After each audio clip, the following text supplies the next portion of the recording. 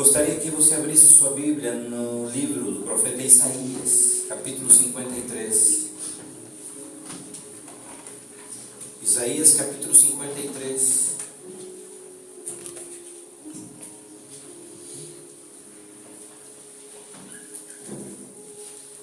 Diz a palavra do Senhor assim: quem creu na nossa mensagem? E a quem foi revelado o braço do Senhor? Ele cresceu diante dele como um broto tenro e como raiz de uma terra seca. Ele não tinha nenhuma beleza ou majestade que nos atraísse. Nada havia na sua aparência para que o desejássemos. Próximo, foi desprezado e rejeitado pelos homens, um homem de dores e experimentado no sofrimento, como alguém de quem os homens escondem o rosto. Foi desprezado e não o tínhamos em estima. Certamente Ele tomou sobre si as nossas enfermidades e sobre si levou as nossas doenças. Contudo, nós o consideramos castigado por Deus, atingido por Deus e afligido. Ele, porém, foi traspassado por causa das nossas transgressões e esmagado por causa das nossas iniquidades. O castigo que nos trouxe a paz estava sobre ele, e pelas suas feridas fomos curados. Todos nós, como ovelhas, nos desviamos, cada um de nós se voltou para seu próprio caminho, mas o Senhor fez cair sobre ele a iniquidade de todos nós. Ele foi oprimido e afligido, contudo, não abriu a boca. Como o cordeiro foi levado para o matadouro, como uma ovelha fica muda diante dos seus tosqueadores, não abriu a boca. Com julgamento opressivo ele foi levado. E quem da sua geração se importou? Pois ele foi eliminado da terra dos viventes por causa da transgressão do meu povo. Ele foi golpeado. Foi-lhe dado um túmulo com os ímpios e com os ricos na sua morte, embora não tivesse cometido violência, nem houvesse engano algum na sua boca. Contudo, foi da vontade do Senhor esmagá-lo e fazê-lo sofrer. Embora o Senhor tenha feito da vida dele uma oferta pela culpa, ele verá a sua descendência e prolongará os seus dias, e a vontade do Senhor prosperará na sua mão.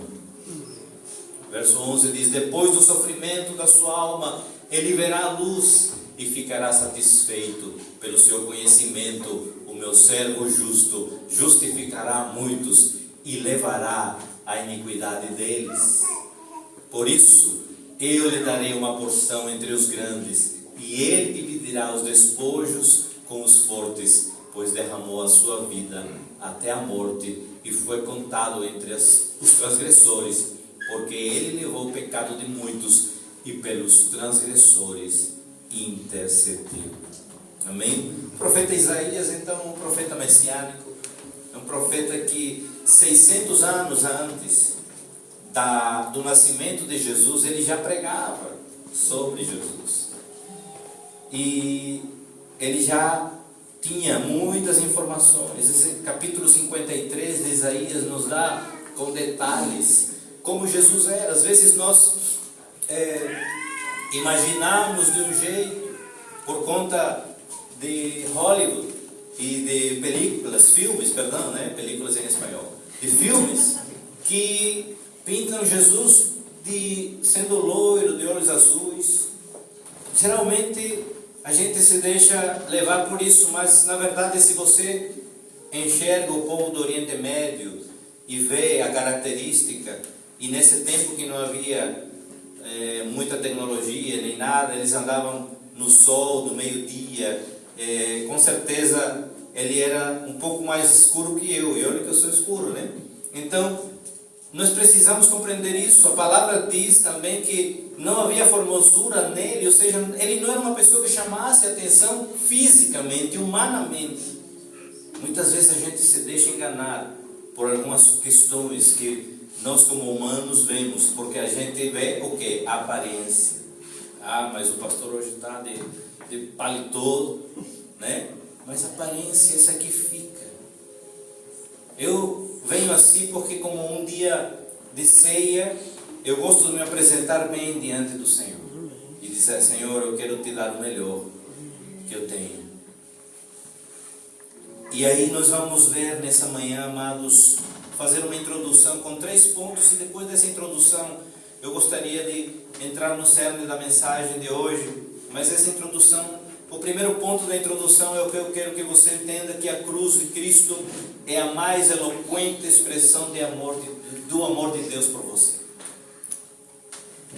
Deus ama você e Ele não escreveu essa verdade, como muitos pensam, em letras assim como um avião que sai e deixa o rastro. Ele não escreveu na terra como muitos apaixonados escrevem no mar suas declarações de amor, mas logo vem a onda e leva. Não. Ele escreveu esse amor numa cruz. Amém. Com sangue. Ele escreveu o seu amor com sacrifício. Talvez para nós, talvez não, de fato para nós foi de graça, mas para Ele custou o seu filho. Você e eu somos alvo desse amor. Somos seres especiais. Somos a criação de Deus. Ele nos criou, diz assim, somos o ponto máximo da sua criação. E o desejo dele, desde o início, desde o Éden, desde o princípio, era ter um relacionamento íntimo com você e comigo. Mas o pecado fez com que esse relacionamento seja cortado. E desde o início, Cristo e Deus e o Espírito Santo, a Trindade, já sabiam o que iria ser feito, o que ele, cada um tinha seu papel. A segunda coisa que eu quero que você entenda nessa introdução é que a cruz de Cristo não foi um acidente, mas um apontamento de Deus desde a eternidade. Lembra quando Abraão foi levado por Deus até um monte para ele sacrificar o seu filho? Era um apontamento de Deus dizendo: olha, assim como Abraão está sendo obediente e levando Isaque para ser sacrificado, anos mais tarde eu levarei meu filho para o sacrifício. Alguns teólogos dizem que o sacrifício que Abraão ia fazer com Isaque é uma sombra do sacrifício que aconteceria depois com Cristo. Cristo, ele morreu, ele foi morto desde a fundação do mundo, ele nasceu para ser o nosso substituto, representante, fiador. A cruz esteve sempre incrustada no coração de Deus. Eu faço sempre uma analogia, ou um exemplo, da seguinte maneira. Vem, Rafa, por favor.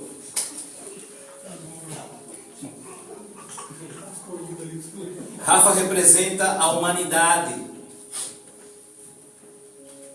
Rafa representa a todos nós. Chega, Otávio. Otávio vai fazer o papel de Jesus na nossa vida.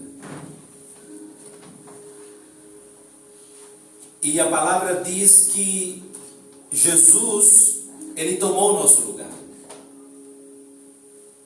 Rafa está sendo, como humanidade, condenado já.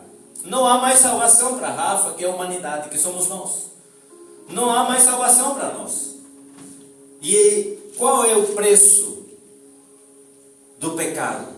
Romanos vai dizer que o salário do pecado é a morte. Por ende, Rafa está condenado à morte. E nada do que ele possa fazer iria salvá-lo. Mas Jesus, ele veio e disse assim: você agora está livre e eu vou tomar o teu lugar. Pode tomar o lugar dele, Otávio. E ele toma o nosso lugar. Rafa, que a humanidade ainda deu um abraço, mas muitos de nós não damos esse reconhecimento. Cristo tomou o nosso lugar E Ele sofreu e padeceu o que nós deveríamos e mereceríamos, que é a condenação eterna, que é a morte. Obrigado, Otávio. Por isso nós precisamos compreender, amados, que Ele é o nosso substituto, Ele tomou o nosso lugar.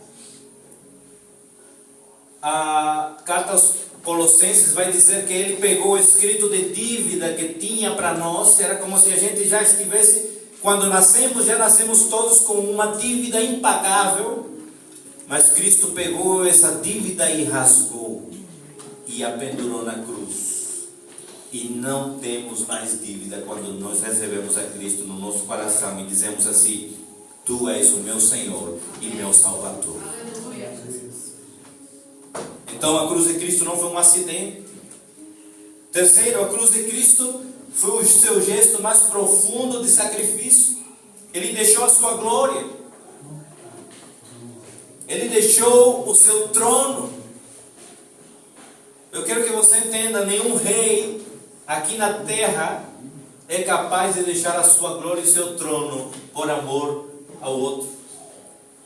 Mas o Rei da glória, o Rei do universo, Ele se fez homem, ou seja, se humilhou por você e por mim.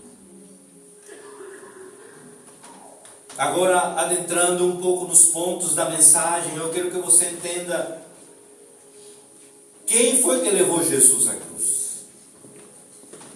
Quem levou Jesus à cruz? A morte de Cristo não foi determinada pelas circunstâncias. A morte de Cristo não foi determinada pelo que aconteceu, pelos acontecimentos históricos. Cristo não foi morto porque o Sinédrio conspirou contra Ele. Cristo não foi morto porque Judas Iscariotes o traiu por 30 moedas. Cristo não foi morto porque Ele foi trocado por Barrabás. Cristo não foi morto porque assim Pilatos, ao lavar as mãos, o deixou. Cristo foi morto porque Ele entregou sua vida voluntariamente, conscientemente, obedecendo a ordem do Pai. Eu quero dizer, quem levou Cristo à cruz foram os nossos pecados, foram as nossas iniquidades. Verso 5 vai dizer que Ele foi traspassado pelas nossas transgressões. 5 ainda estamos em Isaías 53. Ele foi traspassado pelas nossas transgressões e moído pelas nossas iniquidades. Verso 8 vai dizer assim: por causa da transgressão do meu povo, Ele foi ferido. Verso 12 vai dizer: levou sobre si o pecado de muitos. O que matou Jesus, ou o que levou Jesus na cruz, para melhor dizer, não foram os açoites, nem os soldados, nem o suplício da cruz. Fomos nós. Foram os meus pecados, foram os seus pecados, foi as minhas iniquidades, foi as suas iniquidades, foi as minhas transgressões, foi as suas transgressões. Na cruz Ele foi feito pecado por nós. Como vimos na ilustração aqui, Ele tomou o nosso lugar. Ele se fez maldito por nós. E muitas vezes nós não temos um coração grato e não queremos viver uma vida digna de ter sido resgatados de um lugar onde nosso destino eterno seria o inferno. E graças a Deus hoje, pela misericórdia de Deus e pelo seu amor, nós estamos com um novo destino. Não é mais o destino da condenação eterna, agora é o destino da vida eterna com Cristo. Porque esse é o propósito de Deus desde a fundação da terra. Eu quero criar um povo para me relacionar, para falar como o Pai fala com seu Filho.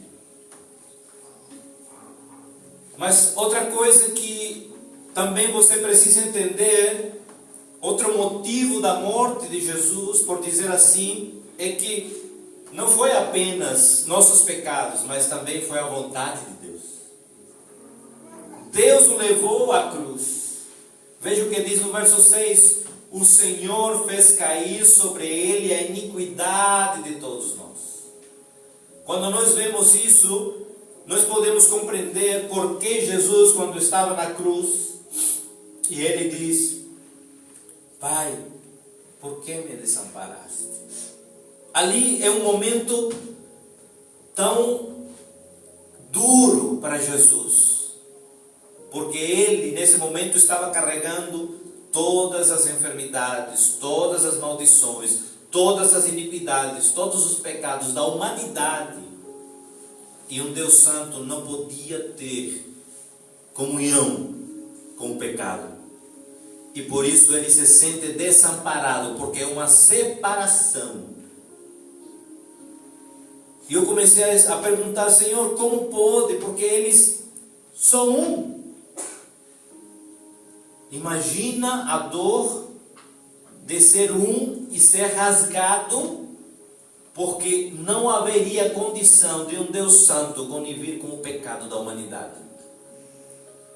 Nesse momento ele se sente só, desamparado.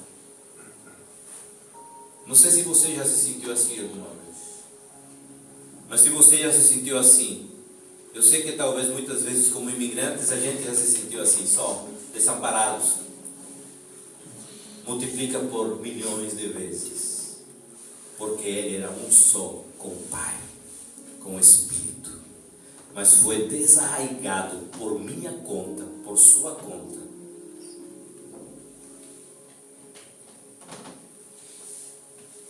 Verso 10 diz assim: todavia ao Senhor agradou moê-lo.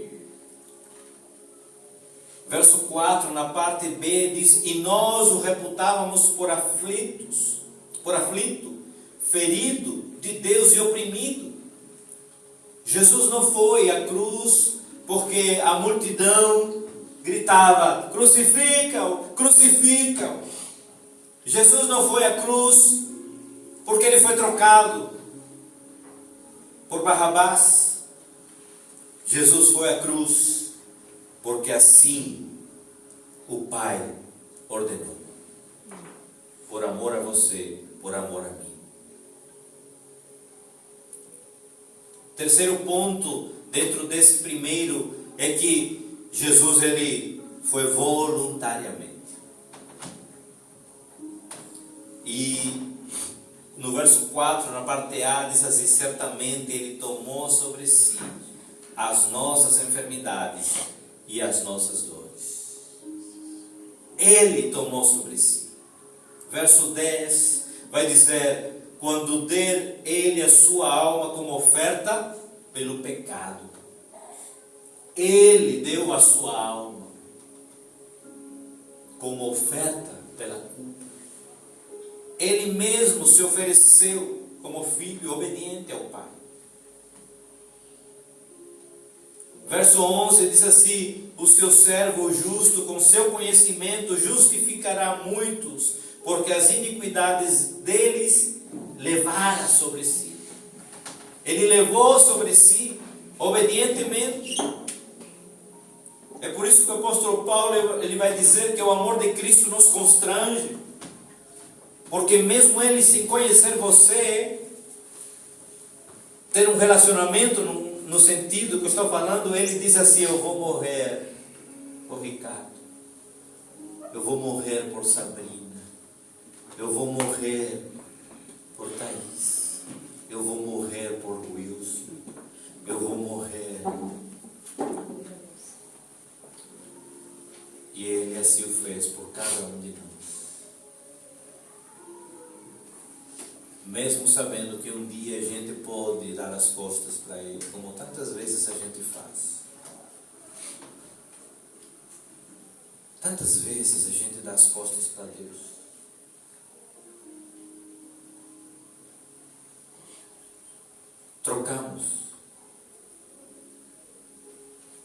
Trocamos Deus por coisas terrenas. Trocamos Deus por bênçãos materiais. Trocamos Deus por pessoas. Colocamos ídolos na nossa vida. Pode até ser nossos filhos. Pode até ser nosso cônjuge.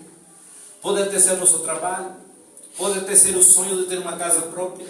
Pode até ser o sonho até de ter um carro melhor. Não estou dizendo que isso seja ruim. É bom você projetar, planejar, crescer, querer prosperar, é bom. Mas,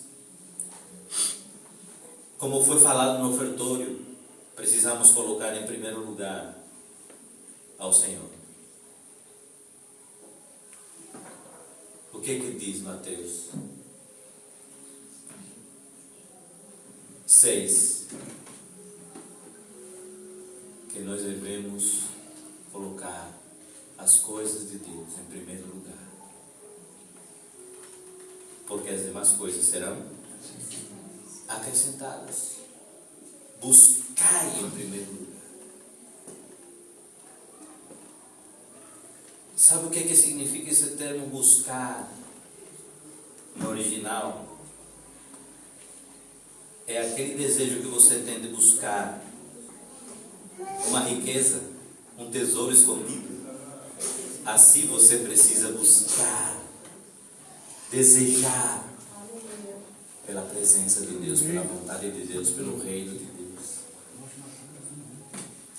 O que você faria hoje se alguém chega à sua beira e fala assim: olha, eu encontrei um terreno que tem muitos diamantes valiosos enterrados. Você faria o quê? Eu tenho plena certeza que você sairia correndo, pegava uma pá lá na São Mate com o Wilson e ia desenterrar para poder encontrar esses tesouros. Deixa eu dizer uma coisa: Jesus, Ele diz na sua palavra: você não precisa desenterrar nada. Deixe de ser leso, como dizemos no Brasil. Não compre pá, compre uma Bíblia e busque a presença de Deus. Ou como dizem aqui em Portugal, deixa de ser tonho. Muitas vezes nós somos tonhos. Muitas vezes a gente quer buscar nessas coisas. Nós queremos ter tanto esforço para algumas coisas. Nos matamos no trabalho para ser vistos. Nos matamos nos relacionamentos para ser melhor. Jesus já pagou o preço. Sabe o que você precisa fazer? Você e eu, nós precisamos buscar ao Senhor de todo o coração. Essa é a nossa parte. Jesus foi voluntariamente à cruz. Segundo ponto é que Jesus, Ele não reagiu de qualquer forma diante desse sofrimento. Ele entendeu três coisas. A primeira é que Ele se entregou como sacrifício perfeito. A morte de Cristo foi substitutiva, ou seja, Ele tomou nosso lugar. Era meu esse lugar. A cruz era minha. A cruz era sua. A morte era nossa. Mas Ele veio e tomou o nosso lugar. Ele disse: eu amo tanto, Leia, que eu vou tomar o lugar dela. Eu não vou deixar ela perecer nem padecer. Eu vou tomar o lugar dela.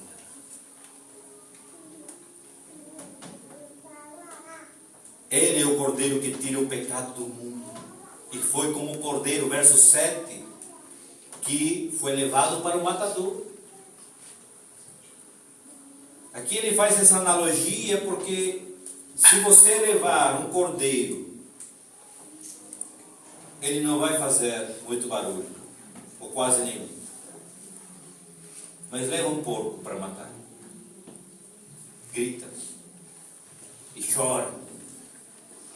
Muitas vezes a gente se compara com porcos. Mas Deus quer dizer: olha, eu vim para restaurar a sua identidade. Muitas vezes a gente entra no lamaçal como o porcos. Muitas vezes a gente se deixa sujar pelo mundo, pela sujeira desse mundo, mas Deus está dizendo: você não é porco, você é um cordeiro também, você é uma ovelha. Ele não abriu a sua boca para pedir vingança. Quando ele estava na cruz, ele disse: Pai, perdoa, porque eles não sabem o que fazem. Ele poderia ter dado uma ordem: extermina todos eles. Mas ele sofreu, aguentou firme naquela cruz, por amor. E ele intercedeu pelos seus alvos. Verso 12 de Isaías 53 vai dizer: ele levou sobre si o pecado de muitos, e pelos seus transgressores intercedeu. Olha aí, ele é nosso intercessor. Sabe o que significa a palavra intercessor? É se colocar no lugar de.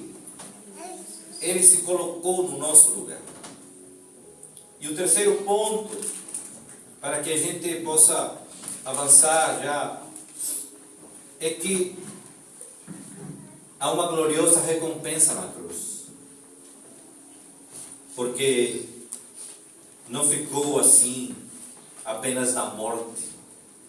O que me chama a atenção, cada vez que nós podemos e temos esse privilégio de ministrar a ceia do Senhor, é que nós estamos anunciando a morte, mas também a ressurreição.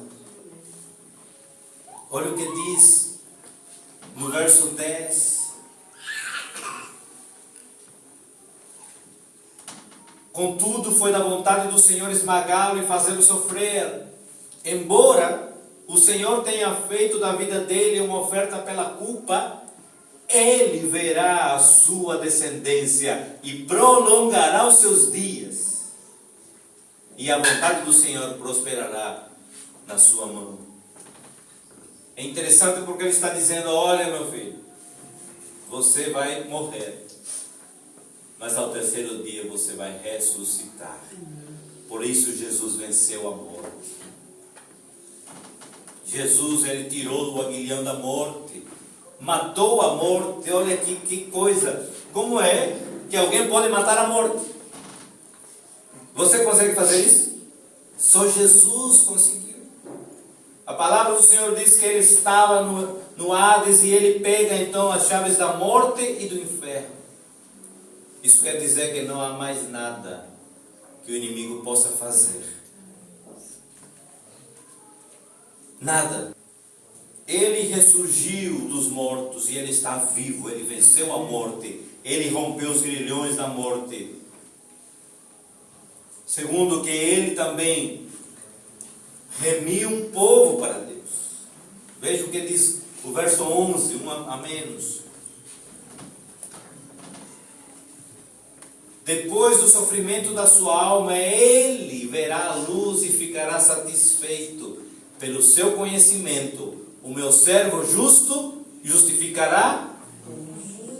Justificará? Justificará? Estão aqui os justificados por Cristo? Amém. Eu acho que ainda vamos fazer um apelo para conversão nesta manhã. Há aqui justificados por Cristo? Amém. Glória a Deus.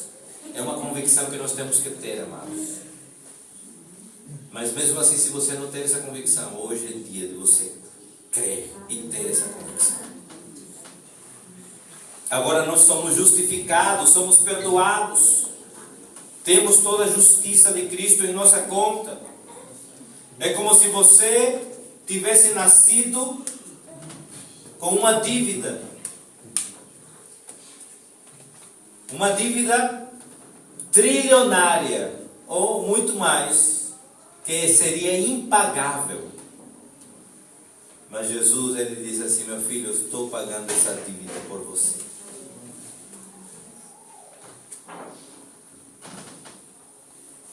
E Jesus, então, ele chama um povo para si.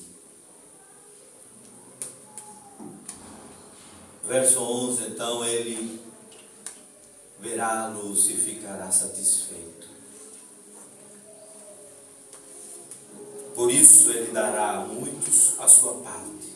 Hebreus capítulo 12, verso 2, para finalizar. Hebreus capítulo 12, verso 2. Vai nos trazer um entendimento. Tendo os olhos fitos em Jesus, autor e consumador da nossa fé, Ele, pela alegria que lhe fora proposta, suportou a cruz ao desprezar a vergonha e assentou-se à direita do trono de Deus. O qual, em troca da alegria que lhe estava proposta, suportou a cruz, não fazendo caso da ignomínia. A recompensa de Jesus na cruz do Calvário, pela obediência, foi assentar-se à direita do trono de Deus. Hoje Ele está assentado à direita do trono. Hoje Ele reina. Ele governa sobre a terra, sobre o universo. E Ele deixou para nós o Espírito Santo, para que possa nos conduzir, para que possa nos dar o rumo. Lembra quando você vai para algum lugar que você não conhece, você ativa o que no seu carro? O GPS. Tem mineiro aqui? Disse que os mineiros que inventaram o GPS. Sabe por quê? Porque dizem que significa assim, gente perdida, senhor. GPS. Mas na verdade, o Espírito Santo é o GPS do cristão. Porque quando a gente quer se desviar para um caminho difícil, para um caminho que não conduz ao caminho que Deus projetou para você, Ele disse, não é por aí, meu filho. Vire à direita.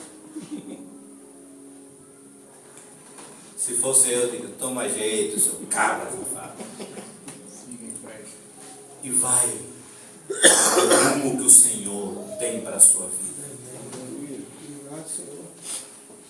Feche seus olhos. Abaixe sua cabeça. Faça uma oração. Faça uma oração na qual você possa se colocar diante do Senhor. Eu não sei como você chegou aqui nessa manhã. Eu só sei que Deus tem um propósito tremendo na sua vida. E eu repito, isso não tem a ver com religião, não tem a ver com, agora vou ser protestante, evangélico. Repito, como eu sempre digo aqui nesse púlpito, que Cristo não veio fundar uma religião, Ele veio instituir, estabelecer um reino.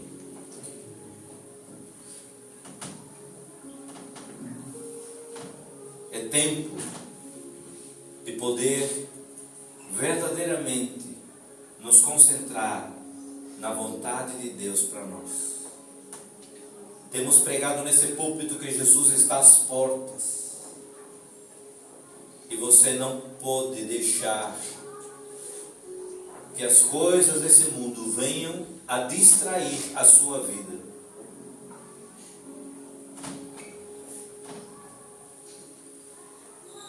Pai amado, eu quero clamar pela vida dos teus filhos aqui. Pedir que o Senhor esteja visitando o Espírito Santo de Deus. Visita nossos corações, visita a nossa vida. Não queremos, Pai, viver de qualquer jeito, de qualquer maneira. Queremos viver uma vida com propósito. Assim como quando o Senhor veio a esse mundo, já sabia o seu propósito. Eu sei que cada um de nós aqui temos um propósito. Por isso, Pai, se porventura há alguém que aqui não tem ainda esse propósito, venha, Pai, ministrar nessa manhã. Se porventura também alguém aqui perdeu o seu propósito, que o Senhor venha também, Senhor, redirecionar nas nossas vidas. Entendo que todos nós precisamos tomar decisões na vida. Uma decisão importante na vida chama-se casamento. Mas maior do que essa decisão do casamento, a maior decisão da sua vida chama-se entender que Jesus Cristo morreu por você. E Ele está lhe chamando, batendo na porta. Apocalipse 3:21 diz assim: eis que estou à porta e...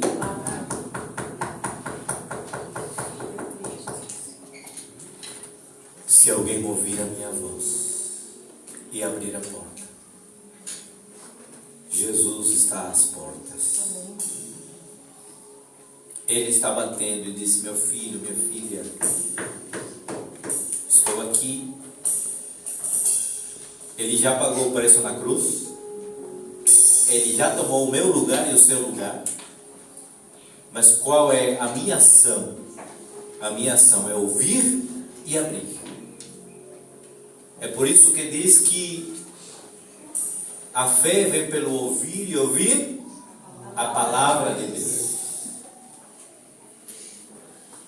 Ouvir e abrir, porque você abre o seu coração, abre sua mente quando você ouve a palavra.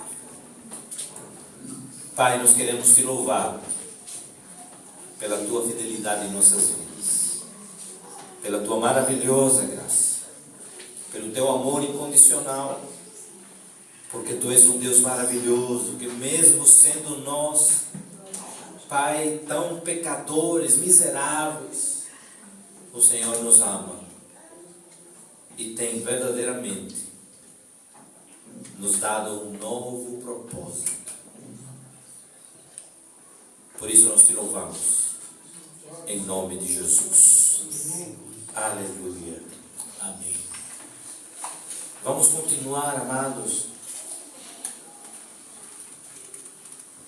E gostaria de convidar a igreja a abrir sua Bíblia na primeira carta do apóstolo Paulo aos Coríntios, capítulo 11, verso 23. Eu vou ler na minha versão, que é um pouco diferente, a que está no telão do NVI, mas diz assim: porque eu recebi do Senhor o que também lhes entreguei, que o Senhor Jesus, na noite em que foi traído, pegou o pão e, tendo dado graças, o partiu e disse: isto é o meu corpo, que é dado por vocês. Façam isso em memória de mim. Do mesmo modo, depois da ceia, pegou também o cálice e disse, dizendo: este cálice é a nova aliança no meu sangue. Façam isto todas as vezes que beberem em memória de mim. Porque todas as vezes que comerem este pão e beberem o cálice, vocês anunciam a morte do Senhor até que Ele venha. Por isso que nós dizemos que a ceia do Senhor não é apenas uma lembrança, um memorial do que aconteceu com Jesus no dia da sua morte, quando Ele entregou sua vida por nós, mas também um memorial de que Ele ressuscitou, mas um apontamento ao futuro para dizer: Ele voltará pela sua igreja. Por isso, aquele que comer o pão ou beber o cálice do Senhor indignamente será réu do corpo e do sangue do Senhor. Que cada um examine-se a si mesmo, e assim coma do pão e beba do cálice. Pois quem come e bebe sem discernir o corpo, come e bebe juízo para si. É por isso que há entre vós muitos fracos e doentes, e não poucos idosos. Nós, como Igreja Batista, nós recomendamos que você que ainda não se batizou, você ainda não participe. Por isso nós temos essas uvas, tanto para as crianças que ainda não se batizaram, como para você que ainda não tomou o passo do batismo. Mas se você já se batizou, você pode participar. Agora, a recomendação do apóstolo Paulo aqui é que nós possamos fazer um autoexame.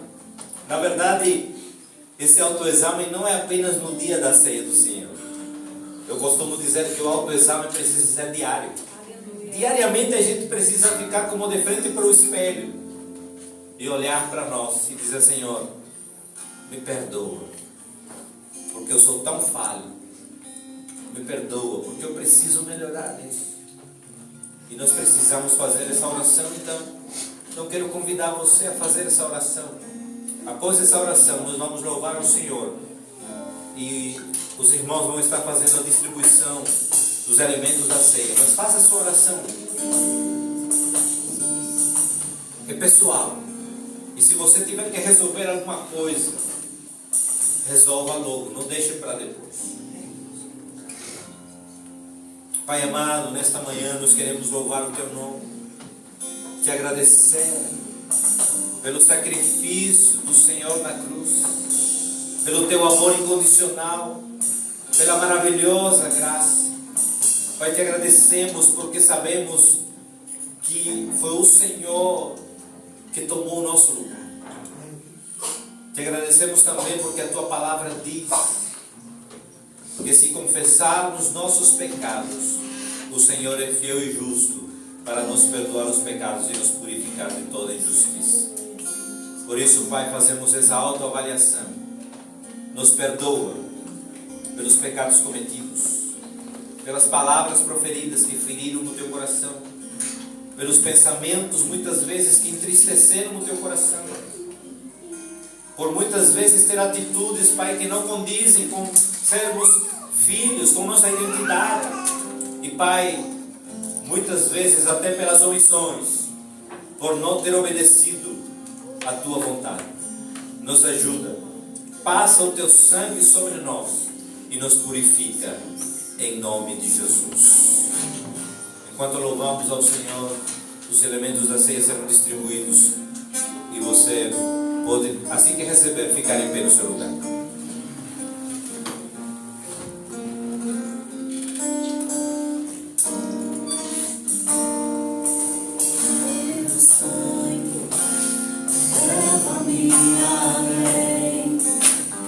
Todas as alturas, onde ouço a Tua voz, fala de Tua justiça pela minha vida. Jesus, este é o Teu sangue.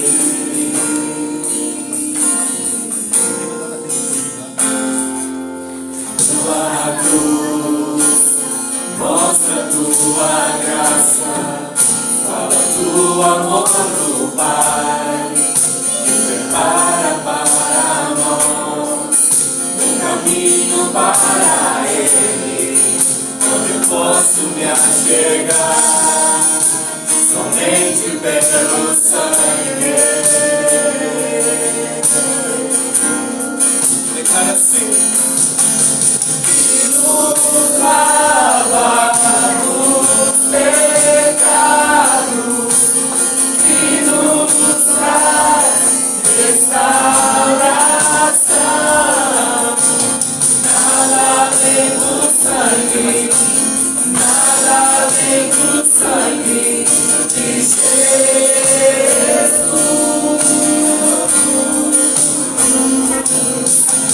que nos faz brancos como a neve, aceitos como amigos de Deus. Nada além do sangue, nada além do sangue de Jesus.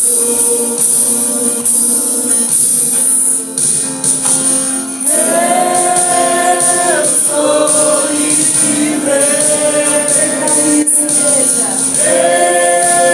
Eu sou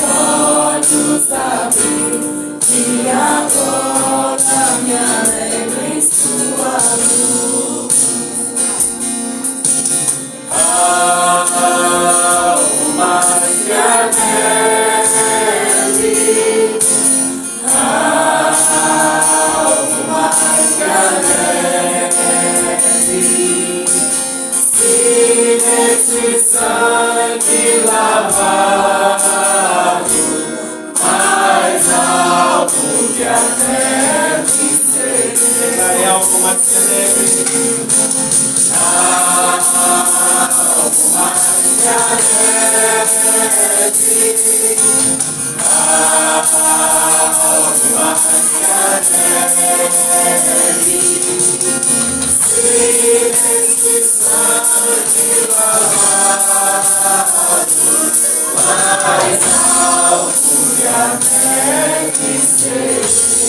Aleluia.